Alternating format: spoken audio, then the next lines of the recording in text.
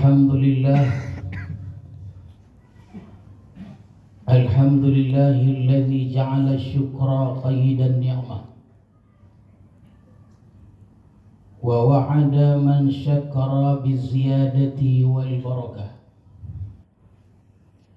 أشهد أن لا إله إلا الله وحده لا شريك له، وأشهد أن سيدنا محمدا عبده ورسوله سيد الشكرة. اللهم صل وسلم على نبي الهدى والرحمة سيدنا ومولانا محمد خير الورى ملكة، وعلى آله وأصحابه والذرية ومن تبعهم بإحسان إلى يوم الندم والخسرة. أما بعد.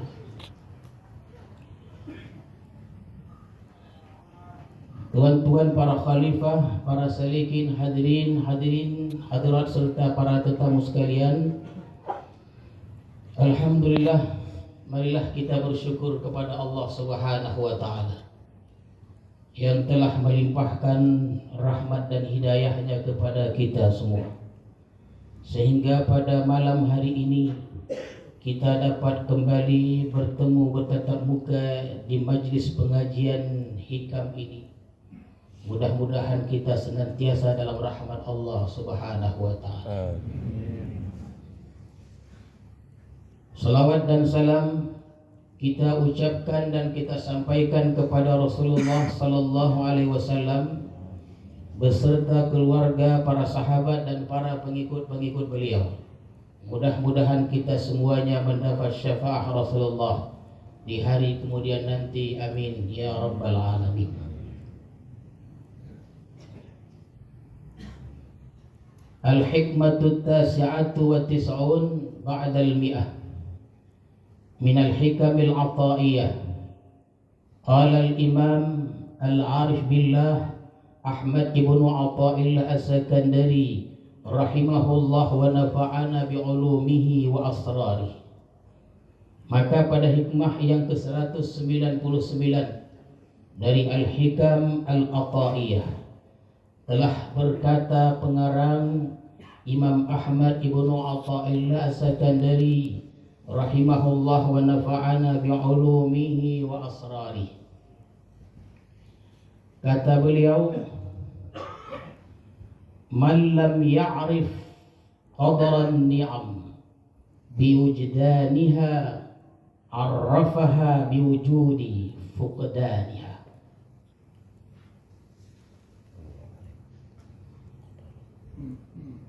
Barang siapa yang tidak mengenal nilai nikmat Allah, niscaya Allah akan memperkenalkan nikmat itu ketika tiadanya nikmat itu. Itulah tuan-tuan sekalian, lebih kurang terjemahan hikmah yang ke-199 ini. Di waktu nikmat itu ada pada kita, tuan-tuan sekalian, di waktu nikmat itu ada pada kita, kita tidak merasakannya, bahkan kita tidak mengenalinya. Kita tak terasa, bahkan kita tidak kenal. Suatu saat nanti Allah akan memperkenalkan nikmat itu kepada kita dengan cara Allah mengambil kembali nikmat itu. Barulah kita merasakannya, bahwa kita kehilangan nikmat yang besar itu. Itulah artinya.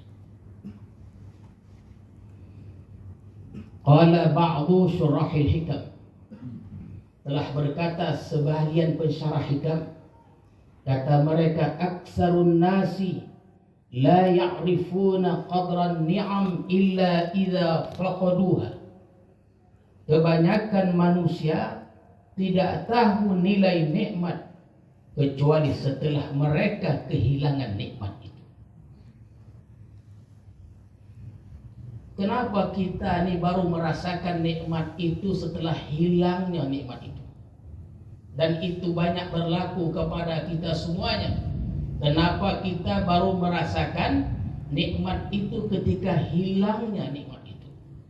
Wadzalika, yang demikian itu, li ajli ghalabatil ghaflah alaihim, adalah sebabnya menguasainya kelalaian atas mereka, hina wujudiha, ketika adanya nikmat itu.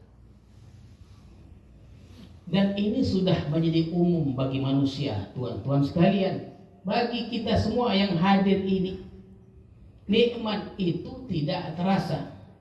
Bahkan kadang-kadang kita merasa tidak beruntung ketika kita memperoleh nikmat itu.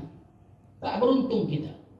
Suatu saat nanti apabila Allah mengambil kembali, ingin perkenalkan nikmat itu kepada kita dengan cara Allah mengambil kembali, Allah tarik kembali nikmat itu, barulah kita terasa hilangnya nikmat itu tadi.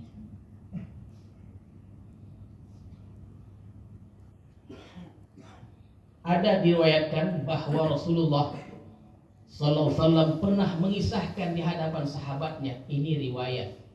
Yang saya ceritakan ini adalah riwayat. Mari kita ambil i'tibar dari hikayah cerita ini, tuan-tuan sekalian. Berceritalah Rasulullah di hadapan para sahabat bahwa di zaman Bani Israel ada 3 orang. Yang satu kena penyakit kulit, yang satu berkepala botak, dan yang satu lagi buta matanya. Ketika ketiga hamba ini diuji oleh Allah Subhanahu wa taala, dengan Allah merintahkan malaikat turun ke bumi dalam bentuk wujud manusia. Maka malaikat ini sampailah dia kepada orang pertama yang punya penyakit kulit tadi. Ini mereka akan diuji oleh Allah Subhanahu wa taala. Malaikat bertanya kepada orang tadi, "Apa yang kau inginkan?" Maka yang punya penyakit kulit mengatakan, "Aku inginkan kulit yang cantik, yang mulus, yang bersih, supaya dihilangkan dariku penyakit yang menjijikkan ini." Maka malaikat itu diusapnya badan yang punya penyakit tadi, serta merta hilanglah penyakit kulit itu. Lalu malaikat bertanya kembali, "Apa yang kau inginkan dari harta?" "Aku ingin unta, tuan-tuan sekalian." Diberikan kepadanya unta yang sedang bunting itu. Dan malaikat berkata, "Semoga unta ini berkah kepadamu." Maka malaikat pergi. Lalu dia ke tempat yang lain, orang yang berkepala botak, gundul maksudnya, botak itu gundul. Ditanyakan pertanyaan yang sama, "Apa yang kau inginkan?" "Aku ingin terlepas dari keadaan ini. Aku punya penyakit yang menyebabkan aku tidak punya rambut. Aku ingin rambut yang bersih, yang elok." Maka malaikat itu sapukan tangannya. Seketika yang punya penyakit tadi tumbuh rambutnya. Dan ditanyakan kepadanya, "Engkau ingin memiliki apa dari harta?" Dia katakan, "Aku ingin sapi atau lembu, tuan-tuan sekalian." Diberikan kepada sapi yang bunting itu. Dan dikatakan dengan perkataan yang sama. Orang ketiga yang buta, dia datang mengajukan pertanyaan yang sama. "Engkau ingin apa?" "Aku ingin supaya buta disembuhkan." Dihapuskan tangannya, diusapkan tangannya ke matanya atau ke mukanya, ke wajahnya. Seketika sembuh dia dari kebutaan itu. "Engkau mau apa dari harta?" Dijawabnya, "Aku ingin kambing." Diberikan kepada kambing. Tuan-tuan sekalian, riwayat ini masyhur. Terkadang orang cerita tentang riwayat ini. Di zaman dulu, di zaman Bani Israel, ketika 3 orang diuji oleh Allah Subhanahu wa taala. Sekian tahun kemudian, setelah 3 orang ini menjadi kaya raya dengan harta yang banyak, datanglah kembali malaikat itu dalam bentuk manusia yang menderita, orang miskin. Datang kepada orang pertama yang sudah sehat, yang kaya raya, yang kulitnya sudah cantik. Apa dia katakan? "Aku orang miskin." Padahal dia malaikat. "Aku orang miskin, bantulah aku. Aku tidak punya apa-apa. Aku ingin meneruskan perjalanan jauh. Berilah aku seekor unta." Dikatakan kepadanya, "Tidak ada. Karena banyak keperluanku dan banyak tanggunganku," katanya. Polik. Orang kalau sudah kaya, kadang-kadang bertambah polik. Polik, tuan-tuan sekalian.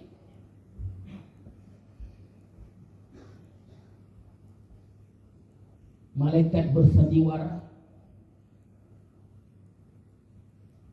Aku seakan-akan aku pernah melihat engkau. Bukankah engkau dulu yang punya penyakit kulit?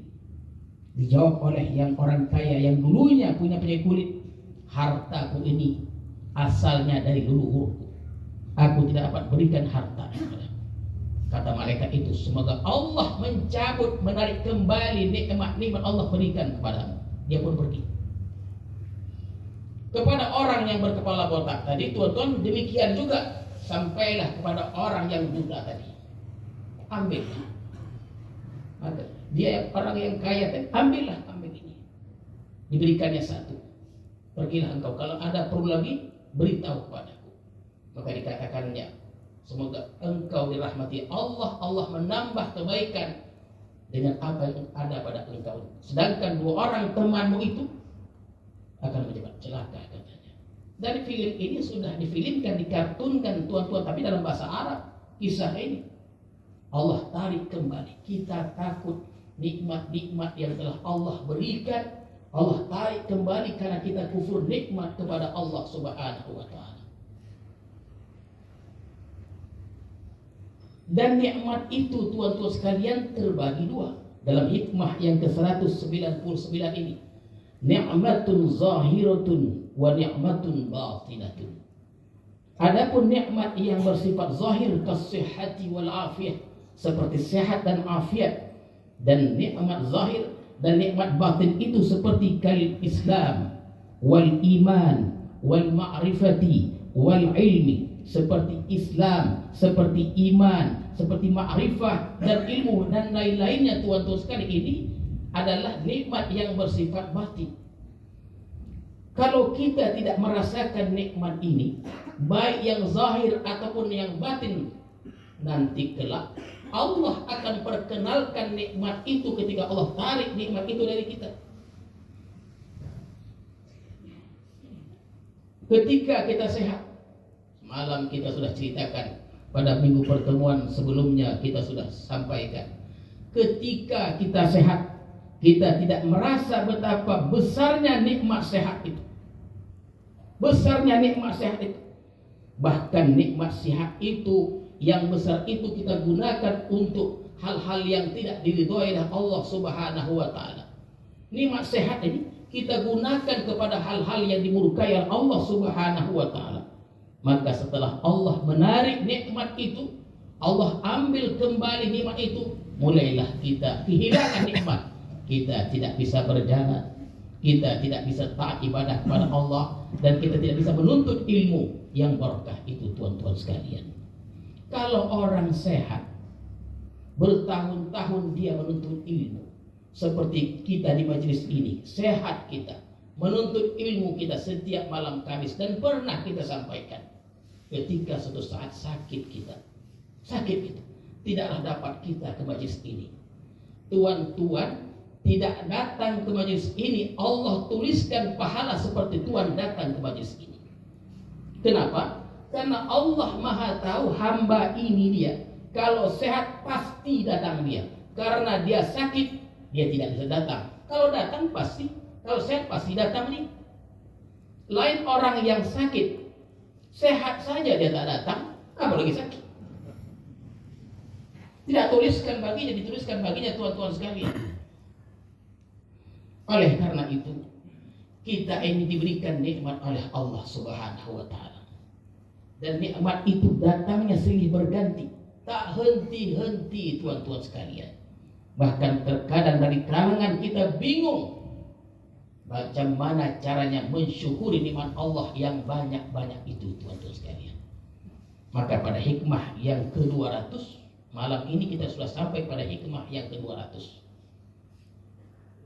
Disebutkan, la tudahhishka wahidatun ni'am anil qiyami bihuquqi syukrika fa inna dzalika mimma yahuttu min wujudi qadri. Janganlah membingungkan akan engkau oleh berturut-turutnya datangnya nikmat Allah daripada berdiri hak-hak syukur engkau, karena yang demikian itu termasuk sesuatu yang menurunkan daripada kadar atau nilai diri engkau, tuan-tuan sekalian. Ini hikmah yang ke-200. Jadi alhamdulillah malam ini kita teruskan pada hikmah yang ke-200, dan kita sudah tidak terasa dalam tempoh 4 tahun dimulai pada bulan Februari atau bulan Maret 2020 dan sekarang 2024, lebih kurang kita sudah mengaji hikam ini selama 4 tahun lamanya, dan lebih kurang setahun atau 2 tahun lagi barulah kita tamat kitab hikam ini. Sehat kita semua, kita dapat menuntut ilmu lagi, tuan-tuan sekalian.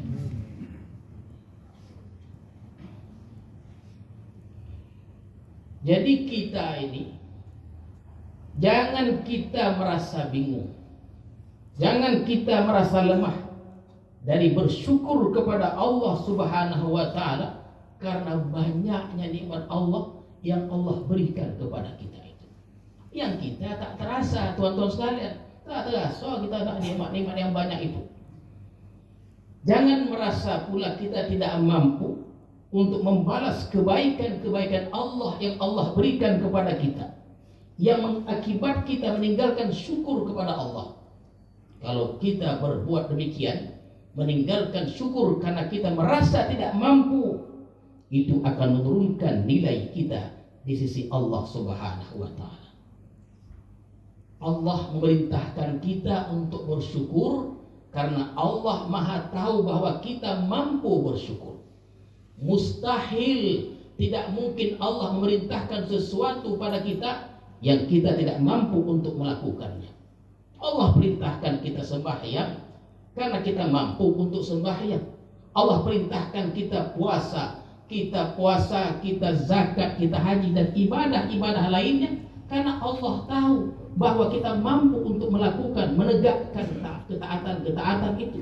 Allah perintahkan kita bersabar karena kita mampu untuk bersabar, tuan-tuan sekalian. Demikian juga halnya bersyukur kepada Allah Subhanahu wa taala. Mustahil Allah memerintahkan sesuatu pada kita yang kita tidak mampu untuk melakukannya. Mustahil. Termasuklah syukur ini. Wa qala ba'du syurahil hikam. Maka berkata lagi sebahagian pensyarah hikam ini, qad yatafakkarul insan fi nafsihi wa ma bihi minan ni'am fayajidu nafsahu maghmusan fi ni'am hissiyatan wa ma'nawiyatan. Terkadang berfikir manusia, yatafakkarul insan, berfikir manusia tentang dirinya dan tentang nikmat yang Allah berikan kepadanya, maka dia dapat dirinya itu tenggelam dalam kenikmatan, baik nikmat yang bersifat zahir, hissiyah, tuan-tuan sekalian, yang nampak, atau yang bersifat batin, maknawiyah.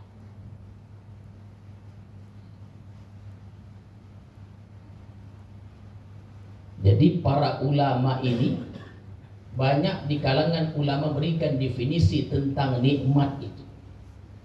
Tuan-tuan sekalian, nikmat itu kita selalu bercakap tentang nikmat, dan definisi tentang nikmat itu banyak ragam macamnya. Di antara salah satunya, nikmat itu adalah ladzatun min halalin, artinya kelezatan dari yang halal. Jadi nikmat itu adalah ladzatun min halalin, kelezatan dari yang halal. Itulah disebut dengan nikmat. Kalau yang berupa kelezatan dari yang haram, itu bukan ni'mah, tapi disebut dengan ni'mah. Ada ni'mah, ada ni'mah. Kalau ni'mah itu bala atau azab, tuan-tuan sekalian. Jadi nikmat itu sesuatu yang nyaman, tapi dia dari yang halal. Fayanzuru fi ni'matil basar, maka manusia itu memandang pada nikmat penglihatan, yang dengannya dia bisa memandang. Ini nikmat mata. Tadi kita sebutkan satu persatu nikmat-nikmat yang tidak kita sadari, yang tidak terasa. Kalau hilang dia baru terasa. Fayanzuru fi ni'matil basar, nikmat penglihatan. Fi ni'matis sama, nikmat pendengaran. Fi ni'matis syam, nikmat penciuman. Fi ni'matil dzauq, nikmat rasa, tuan-tuan sekalian. Rasa manis, rasa pahit, rasa masak, dan lain-lainnya. Ada orang yang Allah tarik nikmat dari rasa itu. Dengan cara apa? Stroke di tenggorokan ini. Ada stroke di tenggorokan ini. Katanya begitu. Hingga hilang segala rasa. Yang kopi, yang teh, yang susu, rata rasanya, tuan-tuan sekalian.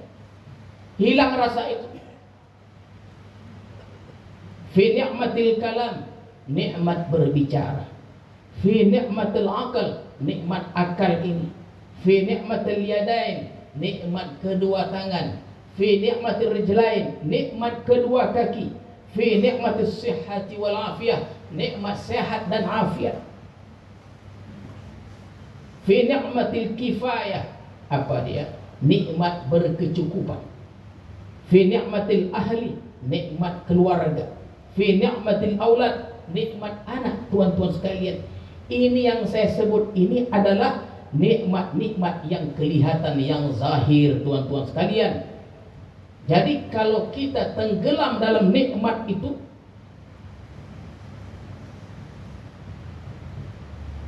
sehingga satu detik pun kita tidak mampu untuk mensyukurinya, tidak mampu bertanya-tanya, tidak begitu, tuan-tuan sekalian. Baik fi ni'matil kifayah, fi ni'matil ahli, fi ni'matil aulad, dan lain-lainnya. Jadi kita ini satu detik pun tidak terlepas dari nikmat-nikmat Allah Subhanahu wa taala. Setiap detik terus berterusan, tak berhenti nikmat-nikmat Allah itu. Itu adalah nikmat yang bersifat zahir yang Allah telah berikan kepada kita, yang kita terasa, yang terkadang kita tidak terasa dengan nikmat-nikmat itu. Summa fi ni'matil hidayah ilal Islam. Kemudian hikmah atau nikmat petunjuk kepada Islam. Summa fi ni'matil hidayah ilal Islam. Kemudian ni'mah al-hidayah, petunjuk kepada Islam. Tuan-tuan sekalian, nikmat-nikmat yang zahir yang saya sebutkan tadi yang di atas, itu hampir semua manusia diberikan Allah kepada mereka, tak terkecuali. Hampir kepada semua manusia Allah berikan nikmat-nikmat yang zahir itu. Maka itulah Allah yang bersifat Ar-Rahman. Tak terkecuali dia, tuan-tuan sekalian, yang musuhnya, yang maksiatnya, yang menentang Allah Subhanahu wa taala, yang menentang Rasul, menentang wali Allah, Allah berikan nikmat itu kepada mereka. Tapi Allah juga bersifat Ar-Rahim, yang mana Allah tidak berikan kepada semua orang. Allah hanya berikan kepada kalangan-kalangan tertentu yang dikehendakinya. Apa dia? Ni'matul hidayah ilal Islam. Artinya nikmat petunjuk kepada Islam. Kalau ini, tuan-tuan, tidak semua orang dapat. Itu hanya kalangan tertentu saja yang Allah kehendaki. Ni'matul hidayah ilal Islam. Summa fi ni'matil iman. Ditambah pula dengan nikmat iman. Jadi ada Islam, ada iman. Kalau Islam saja tidak ada iman, itu namanya munafik. Orang munafik itu di zaman Rasulullah di Madinah dan di zaman sekarang ini, mereka bersyahadah, mengucapkan dua kalimat syahadah. Mereka sembahyang, tuan-tuan sekalian. Mereka berpuasa, mereka berzakat, mereka haji. Tapi mereka tidak beriman. Hati mereka itu tak ada imannya. Terkadang pagi beriman, sore atau malam dia kafir kepada Allah Subhanahu wa ta'ala. Jadi Islam, tuan-tuan sekalian, tanpa iman, itulah adalah munafik. Summa fi ni'matit ta'ah. Ditambah lagi nikmat taat. Kalau Islam saja dengan iman, ada Islam dan ada iman. Islam dan iman itu laksana telanjang, tuan-tuan sekalian. Taat itulah perhiasan atau pakaian. Islam dan iman itu ibarat atau laksana telanjang. Ketaatan itulah pakaiannya atau perhiasannya. Summa fi ni'matil ilmi. Kemudian nikmat ilmu. Summa fi ni'mati ma yasta'inu bihi minal ikhwan. Kemudian nikmat orang-orang yang menolong dia dari kawan-kawannya, nikmat juga. Tak henti-henti nikmat ni. Summa fi ni'matil kubra, nikmatil syekh. Kemudian nikmat yang besar, nikmat diberi guru pembimbing, tuan-tuan sekalian. Nikmat juga namanya. Fima a'addallahu lahu ba'dal mauti alladhi la nihayata lah. Pada sesuatu yang Allah sediakan setelah kematian yang tidak ada habis-habisnya, tuan-tuan sekalian. Itu nikmat juga, nikmat yang luar biasa, nikmat surga dan melihat Allah Subhanahu wa ta'ala. Dalam kubur itu ada kenikmatan juga. Jangan disangka dalam kubur itu tak ada kenikmatan. Dan kehidupan dalam kubur jangan kita lupa, lebih panjang dari hidup di dunia ini. Tuan-tuan sekalian, berapa umur kita? Rasulullah mengatakan baina sittin wa sab'in. Umur umatku di antara 60 hingga 70, sedikit sekali yang melewati batas itu. Ada yang 100, ada satu dua orang, tuan-tuan sekalian. Hidup kita 70 tahun di dunia ini. Dikubur berapa tahun? Orang yang pernah hidup di zaman Nabi Adam alaihissalam sudah berapa ribu tahun, tuan-tuan sekalian. Berapa lama mereka hidup di zaman itu? Mungkin 500 tahun, mungkin 700 tahun, mungkin 1000 tahun hidup di zaman itu. Kalau kita hitung dari zaman itu sampai sekarang ribuan tahun. Umur kita sekarang 60 tahun, 70 tahun meninggal, kita dimasukkan ke dalam kubur. Mungkin beribu tahun kita dalam kubur itu. Lalu macam mana azabnya? Adakah dia mustamir, ada munqati, terus menerus atau terputus? Riwayat banyak mengatakan azab di kubur itu baru terputus ketika tiupan sangkakala pertama. Kalau terputus sebentar dia diazab lagi, tuan-tuan sekalian, di padang mahsyar itu. Jadi nikmat hidup ini yang perlu kita syukuri, dan tidak susahlah kita untuk mensyukuri nikmat Allah itu. Fa idza wajada nafsahu maghmuran fin ni'am. Ini tuan-tuan sekalian. Apabila seorang hamba itu mendapati dirinya itu tenggelam dalam kenikmatan-kenikmatan Allah. Maksudnya, kita ini kan setiap detik nikmat itu datang kepada kita kan tidak henti-hentinya. Lalu macam mana cara mensyukuri nikmat Allah yang datang kepada kita tuh tak ada henti-hentinya? Macam mana cara mensyukurinya? Nikmat itu datang, nikmat mata, nikmat telinga, nikmat hidung, semuanya nikmat. Macam mana cara kita mensyukurinya? Fala yadhash minha wala yatahaqqar fi nafsihi anil qiyami syukriha. Jangan bingung, jangan merasa lemah daripada mensyukuri nikmat Allah Subhanahu wa ta'ala. Jadi tuan-tuan sekalian, kita jangan merasa tidak mampu untuk mensyukuri nikmat Allah yang banyak itu. Macam mana cara mensyukuri nikmat Allah yang banyak ini? Maka para ulama mengatakan bahwa satu ucapan, tuan-tuan sekalian, satu ucapan alhamdulillahi rabbil alamin itu mengalahkan nikmat Allah.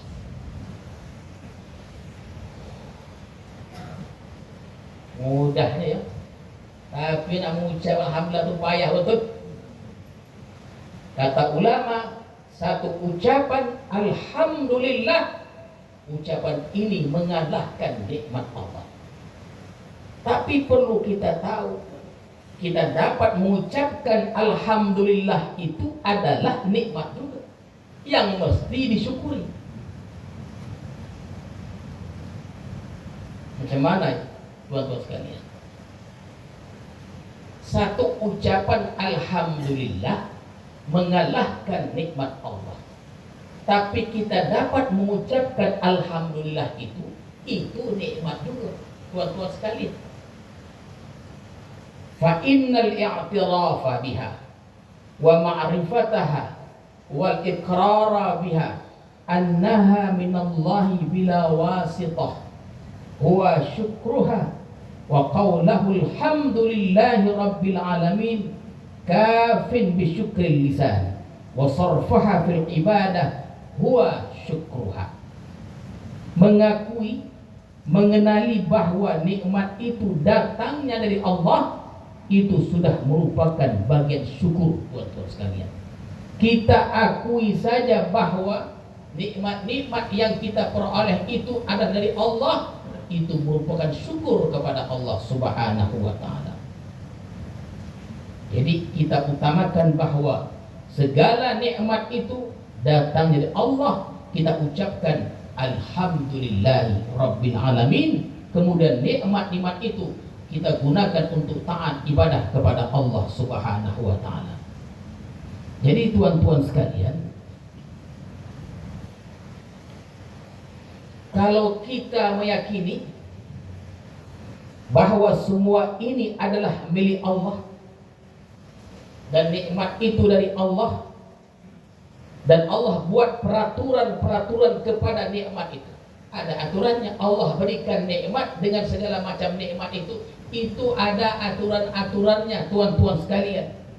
Dan kita kelak akan mempertanggungjawabkan nikmat yang Allah berikan kepada kita itu. Mari kita berikan satu analogi, satu permisalan. Kita meminjam, tuan-tuan sekalian, atau menyewa sebuah mobil. Maka yang memberi pinjaman, yang punya mobil, cakap pada kita. Kita pinjam mobil ini kepada orang yang punya mobil cakap pada kita. Pinjamlah selama 1 tahun, kata dia. Tapi tolong, kata dia, setiap 3 bulan sekali kasihlah olinya. Seminggu sekali atau 2 minggu sekali atau lebih dia dipanasi dia. Nanti kalau banyak bawa orang jangan amai-amai. Kemudian kalau berjalan di jalan yang elok-elok lah. Kita sebagai penyewa, ini peminjam, tentulah hati-hati dengan aturan-aturan itu. Kalau kita tidak hati-hati, rusak motor itu, rusak mobil itu, kita akan berikan bayaran, tuan-tuan sekalian. Begitulah kita berikan perumpamaan nikmat Allah berikan kepada kita. Mata yang kita dipinjamkan oleh Allah ini gunakan untuk yang elok-elok. Tangan ini gunakan untuk yang elok-elok. Maka tidaklah boleh kita menggunakan anggota badan kita kepada maksiat kepada Allah Subhanahu wa ta'ala. Kalau kita berbuat maksiat, itu adalah merusak anggota tubuh kita, anggota badan kita. Setiap tangan kita nih yang kita gunakan untuk maksiat, tangan itu berbau busuk. Setiap mulut ini, lisan kita gunakan untuk berdusta, maka mulut itu berbau busuk, tuan-tuan sekalian. Maka mungkinkah kita kembalikan nikmat ini, tangan, mulut dan lainnya, dalam keadaan busuk kepada Allah? Allah tidak akan mau menerima itu. Kita ada pertanggungjawabannya. Oleh karena itu, baikilah badan-badan kita ini, anggota badan kita ini, servis dia, tuan-tuan sekalian. Jangan servis ke motor aja. Badan kita nih, tubuh kita ini perlu diperbaiki dan diservis, tuan-tuan sekalian, ditaubati. Maka dalam tarekat Naqsyabandiyah itu, sebelum kita memulai zikir kepada Allah, ismu zat Allah, kan kita bertaubat kepada Allah. Taubat daripada mata, dari lisan, dari telinga, tangan, perut, kemaluan, kaki dan sebagainya. Ada 7 anggota yang kita taubati. Kenapa? Kita ini tidak lama lagi akan meninggal. Orang yang sakit panjang umurnya, macam kita kayak sehat-sehat kok, mana tahu isu meninggal dah dia. Hati-hati kita, tuan-tuan sekalian.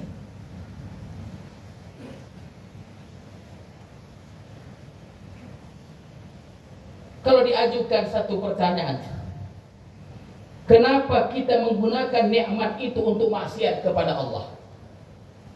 Walaupun ini kita cakapkan, kenapa terkadang kita gunakan nikmat-nikmat Allah itu untuk berbuat maksiat kepada Allah Subhanahu wa taala? Jawabannya karena kita merasa memiliki mata ini milik kita, lisan ini milik kita, tangan ini milik kita, maka kita leluasa berbuat maksiat kepada Allah Subhanahu wa taala. Tapi kalau kita mantapkan keyakinan kita bahwa segala nikmat ini adalah milik Allah, pemberian Allah, dan ada pertanggungjawabannya, kita tidak akan berbuat maksiat kepada Allah Subhanahu wa taala. Makanya tuan-tuan sekalian, syukur tadi pertama rukunnya adalah mengakui, mengenali bahwa seluruh nikmat itu adalah milik Allah yang diserahkan Allah kepada kita. Bila mantap dalam hati kita, tidak sulitlah kita menggunakan nikmat Allah yang Allah berikan kepada kita, tuan-tuan sekalian. Jadi jangan merasa lemah, ya, jangan kita merasa tidak bisa menggunakan nikmat dalam ibadah. Itu tidak sulit, tuan-tuan sekalian. Makan contohnya, makan itu kan hukumnya mubah. Kau dia dengarkan elok. Makan itu hukumnya itu adalah mubah, dia tidak ibadah makannya. Tapi kalau kita makan untuk kebaikan, maka ibadahlah makan tadi. Tidur nih tuan-tuan mubah, silakan tidur, silakan tak tidur. Dia tidak ibadah. Jangan katakan tidurlah aku, ini ibadah. Tidur ini tidak dia ibadah. Tapi kalau tidur itu niatnya untuk menguatkan badan untuk ibadah, ibadahlah dia tidur tadi. Kita berpakaian bagus nih, pakaian yang bagus dan halal. Kalau niatnya untuk menunjukkan inilah nikmat Allah, bukan untuk meria-riakan diri, itu adalah ibadah, tuan-tuan sekalian. Boleh saya kaya, silakan kita kaya. Boleh saya banyak duit, silakan cari duit sebanyak-banyaknya. Tapi kaya yang menyelamatkan kita di akhirat, duit yang banyak itu untuk menyelamatkan kita dari akhirat, dalam akhirat itu. Jangan kaya dan duit itu mencelakai kita di akhirat nanti, tuan-tuan sekalian. Jadi syukur hati, tuan-tuan sekalian, ya, mengakui, mengenali bahwa nikmat itu dari Allah. Syukur hati bahwa kita mengakui, mengenali bahwa nikmat itu dari Allah. Syukur lisan, alhamdulillahirabbil alamin. Kemudian syukur anggota tubuh, kita gunakan di jalan disukai oleh Allah Subhanahu wa taala, tuan-tuan sekalian. Kalau bisa kita menghimpunkan yang tiga ini, syukur hati, syukur lisan, dan syukur anggota badan, maka kita disebut abdan syakira, hamba yang bersyukur kepada Allah Subhanahu wa taala. Wa qad jaa fi ba'dil akhbar anna Daud alaihi salam qala ya rabbi kaifa ashkuru wa ana la astati'u an ashkura illa bi ni'matin min ni'amik wa ni'matuka tujibu alayya syukra wa syukru yujibu asyukra aidan wa hakadha. Nabi Daud munajat, tuan-tuan sekalian, wahai Tuhanku, bagaimana aku bisa mensyukuri Engkau? Aku tidak mampu bersyukur kepada Engkau, melainkan dengan nikmat dari nikmat Engkau. Tuan-tuan sekalian, kita nih bisa bersyukur kepada Allah, itu nikmat juga yang mesti kita syukuri. Bersyukur kita, tadi sudah disampaikan, bisa kita bersyukur, itu merupakan nikmat dari Allah yang mesti kita syukuri. Dan nikmat Engkau itu mewajibkan atasku untuk syukur, dan syukur itu nikmat yang mewajibkan untuk syukur lagi, tuan-tuan sekalian. Maksudnya begini, ini yang terakhir supaya kita paham nih. Kita dapat duit, bersyukurlah kita. Lalu kita ucapkan alhamdulillah. Ucapan alhamdulillah ini nikmat juga yang mesti disyukuri. Dapat duit, alhamdulillah. Alhamdulillah ini adalah nikmat juga yang mesti disyukuri. Jadi kalau kita mensyukuri nikmat Allah, alhamdulillah, ucapkan lagi alhamdulillah. Bila gantinya? Bila gantinya kita mengucapkan alhamdulillah? Tuan-tuan sekalian, aku tak mampu ya Allah, kata Nabi Daud. Alhamdulillah, alhamdulillah itu wajahnya. Fa'auhallah ilaih, Allah berwahyu kepada Nabi Daud, idza arafta anna ni'ama kullaha minni faqad syakartani wa qad raditu minka bidzalik.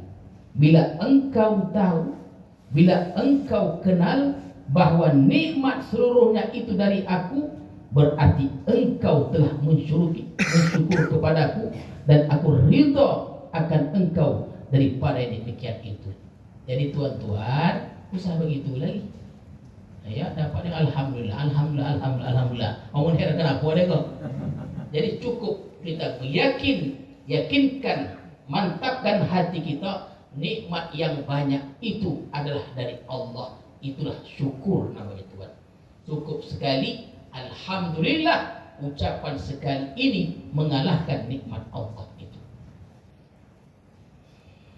Inilah sebagian syarahan dari hikmah yang ke-199 dan yang ke-200. Mudah-mudahan Allah memberkati, merahmati kita semuanya.